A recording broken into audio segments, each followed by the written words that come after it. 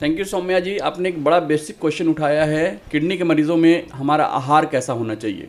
तो मैं अब इस चैनल के माध्यम से अपने दर्शकों को बताना चाहता हूं कि किडनी के मरीजों में जितना इंपॉर्टेंट दवाइयां है उतना ही इंपॉर्टेंस खाने पीने का भी है। खाने पीना, क्योंकि आप सब जानते हैं कि हमारा किडनी जो है, जो भी हम खाना पीना लेते हैं और जो अपशिष्ट पदार्थ बनता है, जो टॉक्सिन्स बनते हैं, तो किडनी का मुख्य काम है कि उस अपशिष्ट पदार्थ को बाहर निकालना। तो जो हम खाएंगे वो बहुत इंपॉर्टेंट है कि वो हमारे शरीर में ना, वो गंदगी हमारे शरीर में ना इकट्ठा हो।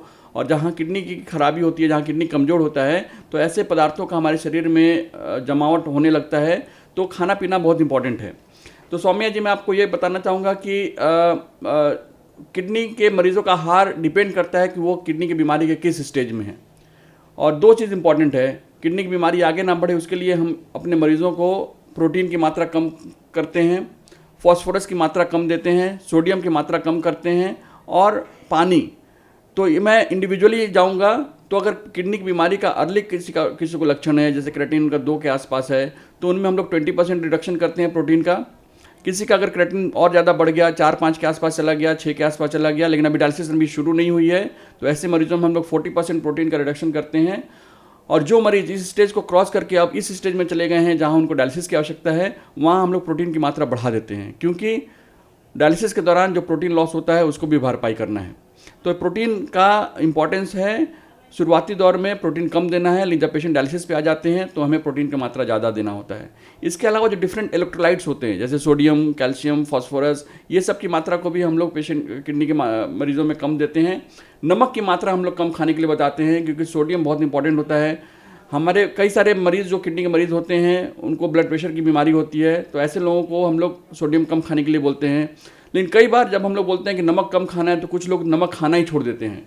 तो मैं एक बार फिर से इस बात पे स्ट्रेस देना चाहता हूँ कि नमक खाना बिल्कुल बंद नहीं करना है। हाँ, ये ज़रूर है, खाने में जितना नमक पड़ता है उतना ज़रूर खाएँ, ऊपर से नमक ना खाएँ। या कोई भी ऐसा चीज़ जिसमें नमक ज़्यादा हो, जैसे अचार, पापड़, नमकीन, बिस्किट, मिक्सचर, भुजिया, ये सब चीज़ नहीं लें। पानी की मात्रा एक इंपॉर्टेंट चीज़ होती है। कई लोग पूछते हैं कि हमको पानी कितना पीना चाहिए। तो अगर मरीज़ के पैरों में सूजन आ रहा हो, इसका मतलब है कि उनके शरीर में पानी अधिक है, तो हमें पानी वहाँ कम करना है, 1 से 1.5 लीटर पानी पीना है। लेकिन अगर पैरों में सूजन नहीं है तो इच्छा अनुसार 1.5 से 2 लीटर मरीज़ पानी पी सकते हैं। जी डॉक्टर साहब, जो पेशेंट्स डायलिसिस पे रहते हैं, क्या उनके लिए जो डाइट प्लान होता है उसमें कुछ डिफरेंस होता है? हाँ बिल्कुल, क्योंकि जब पेशेंट डायलिसिस पे आ जाते हैं, इसका मतलब है कि उनकी किडनी अब 10% से कम काम कर रही है। तब हमारा डाइट का जो प्लान होता है वो इस तरीके का होता है कि अब हमें किडनी को नहीं बचाना है, अभी हमें दूसरे ऑर्गन्स को बचाना है। जैसे उनके हार्ट को बचाना है, उनके लंग्स को बचाना है, उनके ब्रेन को बचाना है। तो वैसे कंडीशन में हम हाई प्रोटीन डाइट देते हैं। और जब पेशेंट की डायलिसिस शुरू नहीं हुई रहती है तो हमें उस समय किडनी को बचाना होता है, तो हम ऐसे मरीजों को कम प्रोटीन वाली डाइट देते हैं। जी, उम्मीद करती हूँ कि डॉक्टर साहब ने जो सारी बातें बताई हैं, आपने उन सभी बातों को ठीक तरीके से सुना और समझा होगा। इसी के साथ बहुत जल्द मुलाकात होगी डॉक्टर साहब के अगले एपिसोड में। तब तक के लिए अगर वीडियो को फेसबुक पर देख रहे हैं तो पेज को लाइक करें, यूट्यूब पर देख रहे हैं तो चैनल को सब्सक्राइब करें। कमेंट सेक्शन में आकर आप हमें ये भी बता सकते हैं कि डॉक्टर साहब से आपके क्या सवाल हैं, और अगर आप चाहें तो अपनी समस्या हमें मेल पर भी भेज सकते हैं। धन्यवाद।